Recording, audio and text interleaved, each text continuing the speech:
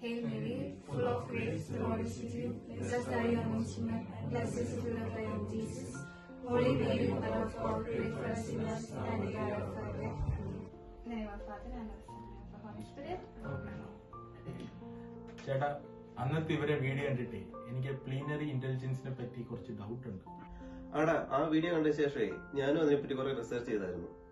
അതിൽ റോസറിയുടെയും ബൈബിൾ റീഡിങ്ങിന്റെയും കാര്യം പറയുന്നത് ശരിയാണോ? അത് കറക്റ്റ് ആട്ടോടാ. മാത്രമല്ല ഇത് നമ്മുടെ ജൂബിലി ഇയർ കൂടെയല്ലേ, അതുകൊണ്ട് കുറച്ചധികം കാര്യങ്ങളോട് അതിൽ ഇൻക്ലൂഡ് ചെയ്തിട്ടുണ്ട്.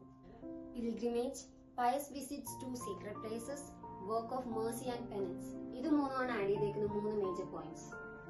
ഒന്ന് എക്സ്പ്ലെയിൻ ചെയ്യാമോ? Rome, holy land, sacred jubilee sites ഒക്കെ വിസിറ്റ് ചെയ്യുന്നത് ഇതിന്റെ ഒരു ഭാഗമാണ്. ചുമ്മാ കറങ്ങാൻ പോകുന്നതല്ല. പിൽഗ്രിം ഓഫ് ഹോപ്പ്, അതായത് ഇന്റലിജൻസ് വേണമെന്നുള്ള ഒരു ഡിസയറും ആത്മാർത്ഥമായിട്ടുള്ള ഒരു റിപ്പൻഡൻസും ഉണ്ടായിരിക്കണം.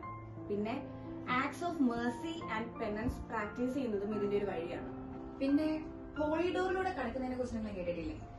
മാത്രമല്ല, വൺ ഡേ 1 പ്ലീനറി ഇന്റലിജൻസെ ഒബ്റ്റെയിൻ ചെയ്യാനാവൂ എന്നുള്ളതും കടന്ന് പർഗട്ടറിയിലുള്ള സോൾസിന്റെ ബിഹാഫിൽ ഒരു ആക്ട് ഓഫ് ചാരിറ്റി ചെയ്യുന്ന ഒരു വിശ്വാസിക്ക് ഒരേ ദിവസം തന്നെ രണ്ടാമതൊരു ദിവ്യബലിയിൽ കൂടെ പങ്കെടുത്ത് ദിവ്യകാരുണ്യം സ്വീകരിക്കുവാണെങ്കിൽ സെക്കൻഡ് ഇന്റലിജൻസ് സ്വീകരിക്കാനായിട്ട് അവർക്ക് പറ്റും.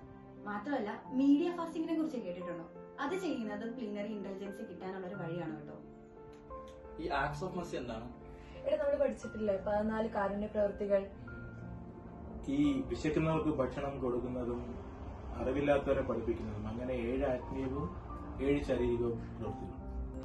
ഞാനേ ഒരു ഡോക്യുമെന്റിന്റെ ലിങ്ക് ഗ്രൂപ്പിലിടാം. അതിൽ ഇതിനെ പറ്റിയുള്ള എല്ലാ ഫുൾ എക്സ്പ്ലനേഷൻസും ഉണ്ട്. അത് വായിക്കുന്നതും ഇതൊക്കെ ചെയ്യാൻ ശ്രമിക്കുന്ന ഒത്തിരി നല്ലതായിട്ടുള്ള കാര്യങ്ങളല്ലേ. ഞാൻ എന്തായാലും ഇക്കൊല്ലം റോമിൽ പോവാ.